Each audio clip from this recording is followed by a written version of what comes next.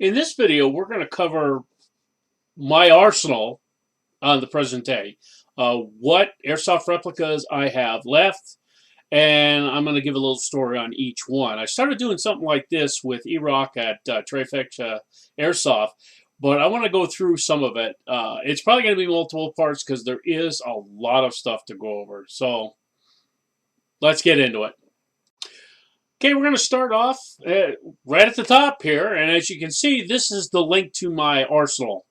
I'll put the link in the description, and this is going to be the start of this big, long session.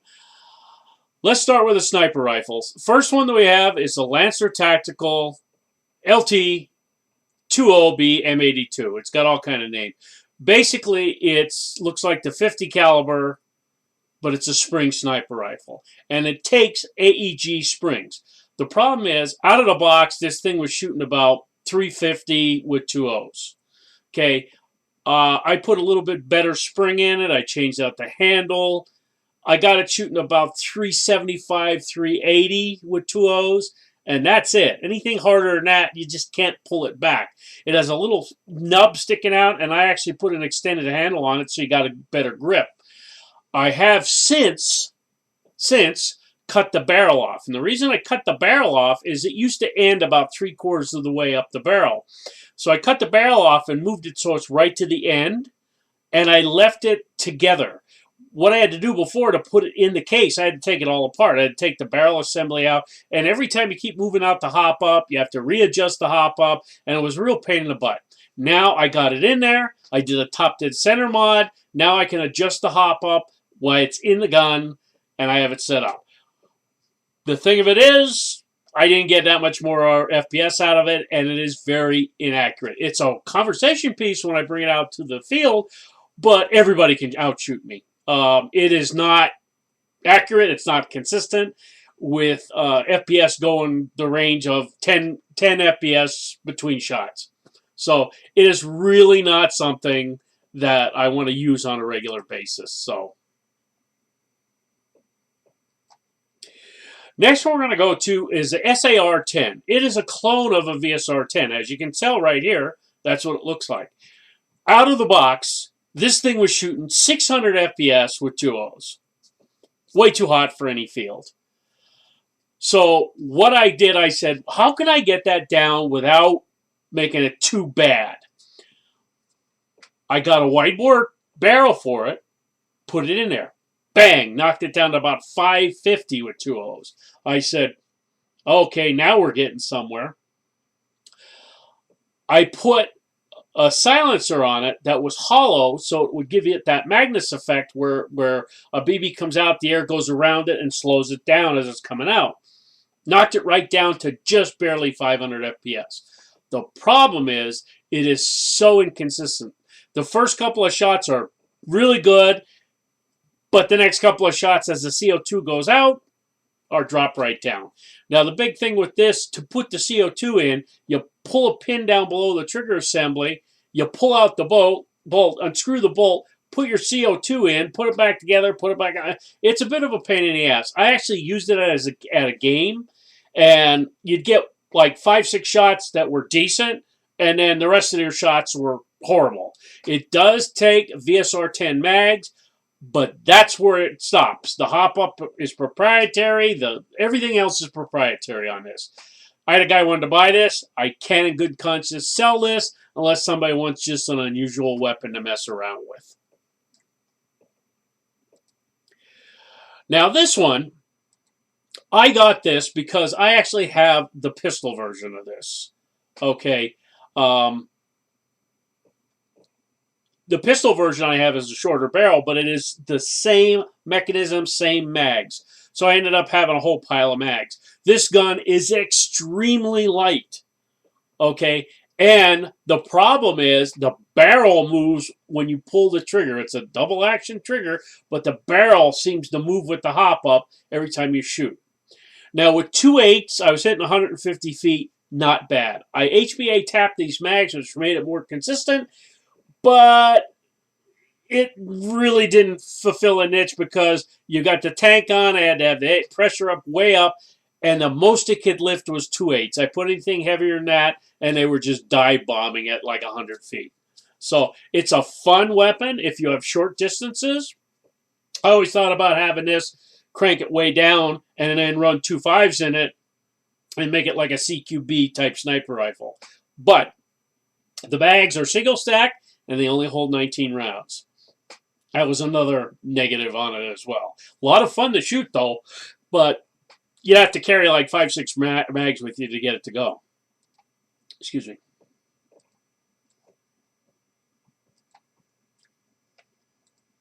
Okay, next one we're going to start out with is the UTG Master Sniper Rifle, UTG Master Series Gen 5 Series Sniper Rifle. This one was a UTG when I got it. That broke. I got rid of it, tore the parts apart on it. It is a Double Eagle M50 rebrand. So I'm calling it, even though I'm calling it a UTG, it is actually a DE M50. This one here, the only thing I have done is I took it apart and I put plumber's tape around the cylinder to get a better seal. I put a little plumber's tape around the end of the hop-up so that it's sealed good. And I put barrel spacers in the barrel to make it more solid. Out of the box, when I bought the new one after my original one broke, was shooting 500 with 2 O's out of the box. It was like $4.95. Thing is like a tack driver with 3 2s, and I'm happy as hell to use it. I also took the metal weight out of the back and the front. It had a big bar in the back and a flat piece in the front. That made this weapon extremely light, which is what I like, and I've been using this ever since. I got 6 mags with it. I have a lot of fun when I take this out to games. This is one of my go-to sniper rifles that I have been using recently.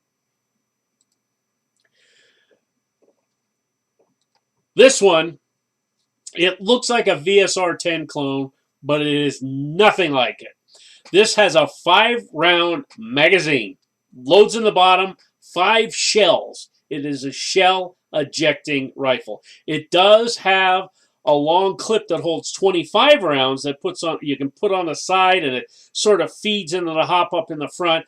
Doesn't quite work all the time. And the magazine only has 5 shells in it, and I bought extra shells in that, and I had a total of 25, and I think I lost about a third of them, like 7 or 8 of them, playing one game. This thing's only shooting about 1.3 joules, which is about 370. It's very inaccurate. Shot-to-shot consistency goes 20 FPS either way. It looks cool. It's a very light weapon, but the shell ejecting is cool, but not practical on the field. It is not something that I would use on a regular basis. If somebody had like a reenactment or something like that, wanted to do a video so it showed the shells flying out after you shot, this would be a great gun. This is my latest one that I have. It's my Elite Force SR2 Scout Sniper Rifle.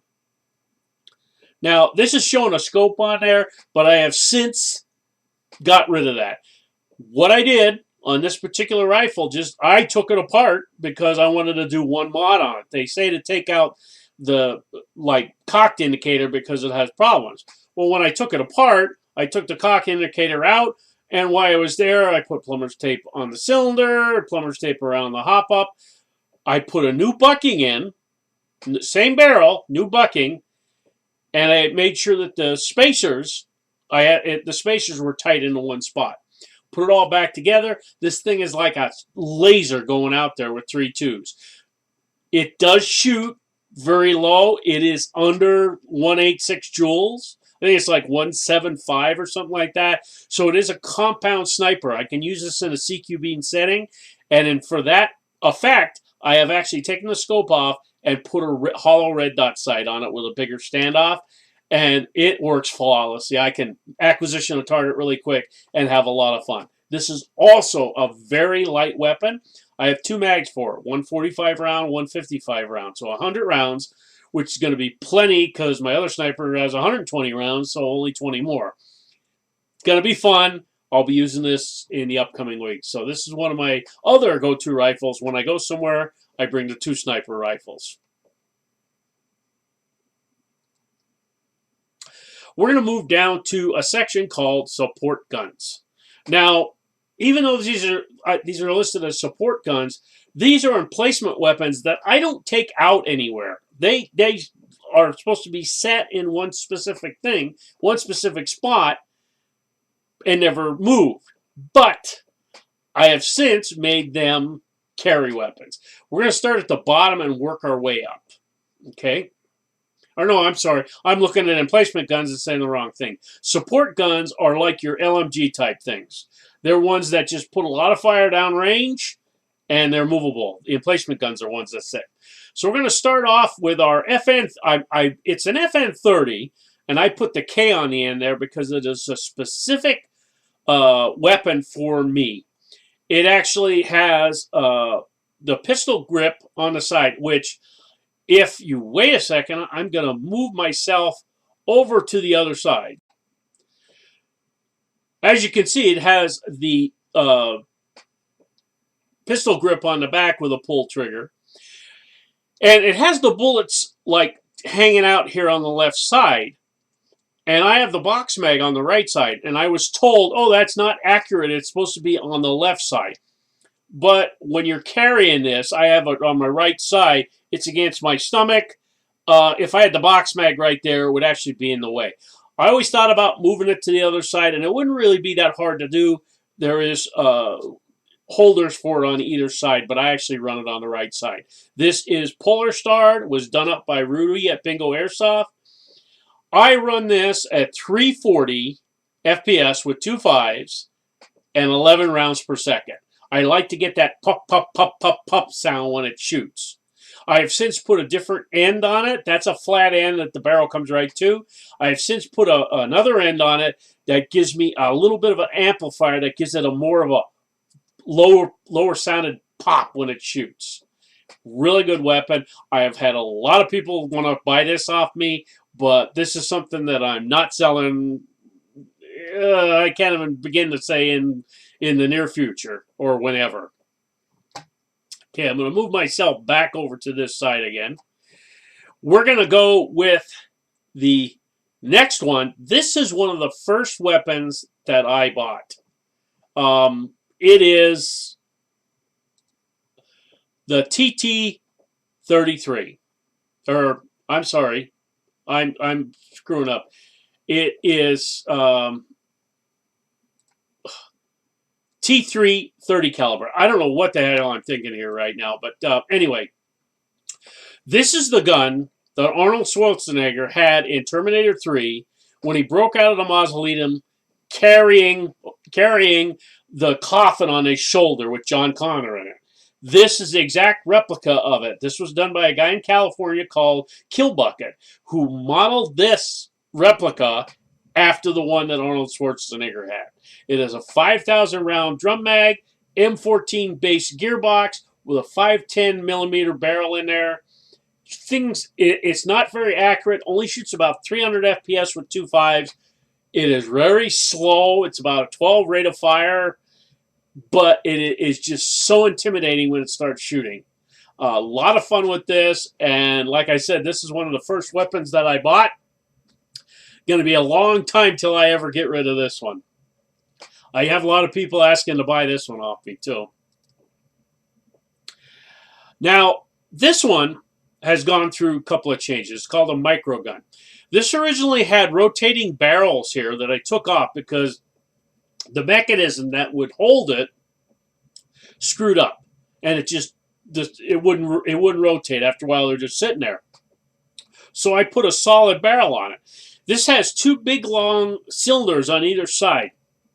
One is a drill motor that runs, that like is for all the batteries and that. I'm sorry, I'm thinking about the wrong gun. Left side is for all the electronics like the batteries and stuff like that. Or the right side, I'm sorry. No, the left side. Left side's for the battery. The right side is for BBs. You put about 2,500 rounds in this. This has an M4 SPR lower build in it. Okay, so it is an M4. And it had a quick change spring in it, and the guy had this shooting about 500 FPS with 2.0s. I have since knocked it down to about 370 something, and This is very futuristic, but is also very, very heavy. It's all solid polymer. A lot of weight is right there. This was going to be my go-to gun in a Fallout type game that I was going to go to. Of course, I didn't go to it, and so, we never got to use this one. It is a lot of fun to shoot, though. This one was something that Killbucket did on a lark. He made a minigun. And if you look at this, how small this is, it's hard. It's really hard to tell in the picture, but if you look here, this is a double MP5 mag that he had feeding it. It was a high cap that you would wind up and it would feed the gun. Since then, I put a box mag on it somewhat, and it does feed, but it is an MP7 gearbox, which means it's only shooting about 250. The barrels rotate. There are 2 trigger systems. This part flips up, as you can see. It flips up, and there's 2 switches on here. One you pull, the barrels rotate. The second one fires the gun. This is the drill motor that actually rotates the barrel, and the other side is where the MP7 gearbox is. Fixed hop up, doesn't shoot very far, but it is an attention getter when you bring it out to the field. I did bring it out once to an open play. Very inaccurate, very short range, but a lot of fun to shoot. Now we get to the emplacement guns, what I was talking about before, or now I got it right. These are weapons that you set in a location, you don't move, and they're maintained in one area. Usually set up on a tripod, or they have some kind of mounting hardware that keeps them in one spot. First one is the TM2H 50 cal. Now, this was based on a Tannhauser Gate game. It's an old game, and this is the design of the 50 caliber that the Marines carried. This has since been changed. If you notice here on the side, it has the trigger mount and everything like that. That has been put to the back. This has been given a tripod mount, and I have this on a real tripod. This also has extended other barrels that can be put on it, the plastic shrouds, and you can put a longer barrel in it, making this an emplacement weapon that sits still, and it just shoots like 370 FPS with 2.5s, and it's a 15,000 round drum mag, which also houses the big 11.1 that runs in it. The 2 things on the top right here that you see are lasers, green lasers that come out, which is very intimidating when you see the 2 green lasers come at you and that gun shoots. I actually have had this out for a couple of games, and it is a really cool weapon to shoot, but the whole objective was to get to this and start shooting it, but then everybody knows you're going for it, so they shoot you and you die. So it's a lot of fun to shoot. I do have it upstairs on a tripod with a cover on it, and I don't think I've used it in, like, no lie, 2 years. Now this one, dual minigun, and it looks intimidating. Has its own box for feeding BBs up into it. It has its own drill batteries that run the 2 motors and shoot it, but it is a double MP7 gearbox. Okay, they shoot out of the center of that rotating barrel. The barrels rotate, and it is intimidating when it's running, but it is still only shooting about 250, maybe 275 with 2 barrels shooting out. I ran this with 2 O's, had it up in a tower, shooting down into a location, scared the crap out of people. Nobody wanted to come by the tower when somebody was up there maintaining this. I haven't had this out in quite a few years. It is a good conversation piece. It is just something that he built on a suggestion of mine, Killbucket, and he made it happen.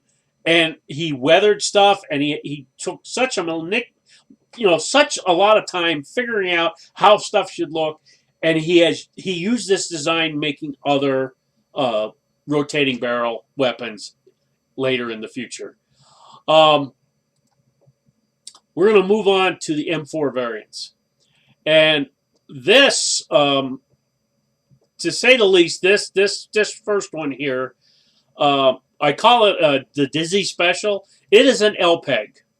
Okay, proprietary mags. There's only like 2 mags. They're taped together.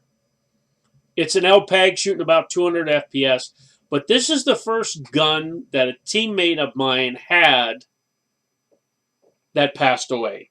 And I kept the gun as a homage to him. It is considered an M4, but like there's no hop up. You run 2 O's in it, and that's about it. It looks like an M4, but that's about as far as it goes. Like I said, proprietary mags, and you put a 7.4. It supposedly had a 7.2 NiCad battery for it, but I actually run it with a 7.4 LiPo. It does shoot. It's not bad, but like 50 feet, that's about all you're going to get out of this. It has a lot of sentimental value for me, and I keep it just for that reason. Now this one, Lancer Tactical, is the base gun. Okay, it was just an M4 that had the stock broken off on it, and the front end was broken off it. And what I've done is I cut the barrel off to like a 250 length or shorter. I think it's like 185. And it's a quick change spring gearbox and the whole 9 yards, all polymer body. It's really light. It became my pistol. So I put a tight bore 603 barrel in there. And I ran this at our local arena. I made it a CQB end on it, but I actually have it so like there's 3 or 4 different stocks I can put on it. This has since blown up. And I have this plus a whole bunch of other parts in a box that I plan on working on if we get like a major snowstorm and I'm stuck inside. I'm going to pull that out and start building it up again. But this was my go-to configuration when I went to the arena doing CQB. This thing shot right around 350, a little bit less than 350 FPS with 2.5s, which was the limit. I had my flashlight on there. Thing worked like a champ. Was a lot of fun to shoot, and I could hang it from a single point sling, and it was handy. I ran it with the VN style short mags, 80 rounds, but in the CQB environment, I would just slap a 300 round high cap on there, run it for the game, and we would have a good time with it. Okay. Next one are basically my AEGs that I got left. All right. And some of these are specifically good ones. Oh, I jumped over a spot. My bad. MP5 variants. This used to be a big, huge section. Okay, I had at one time 10 MP5s. MP5s was my go-to weapon. I had everything from ICS, CYMA, you name it, and I actually have a TM. I had a Polar Star version too of an Echo 1. I've actually just sold that recently, and this is the only one I have left. This is a TM MP5 RAS. It had the metal front end on here. I put a PEQ box on the front of it. It had 2 50-round mags, and I have a TM 400-round drum mag for it. That's all I have left. I have the original folding stock left with this, and I actually have the full stock for this as well. Incredible gun. Shoots at the original stock configuration was only shooting about 280. I have since upgraded it. Shoots about 325, 330 with 2.5s. Works great. It's not a fast gun. This is not one that I want to run 11.1s on. I run 7.4s on that. That's why I got the battery box in there.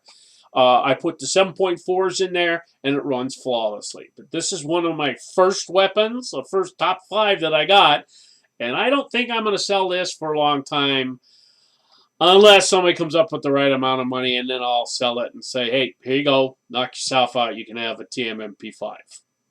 So, as you can see, and I just want to make that note here, if you see a red mark, like a red star, that means I'll sell it. Right now, I don't want to sell the MP5, but eventually, I might.